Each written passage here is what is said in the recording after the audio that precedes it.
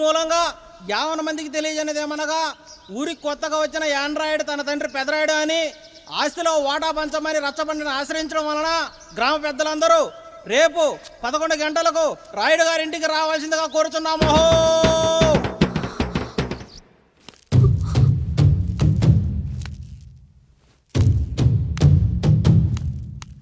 ఎందుకొచ్చారు?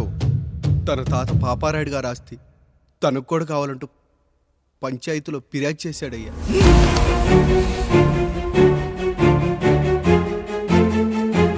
మస్తా గారు ఆ దస్తావేజులు ఇవ్వండి. అయ్యా మరి మా సంగతి ఏంటి? అడగరేంటి? అవునన్నయ్య.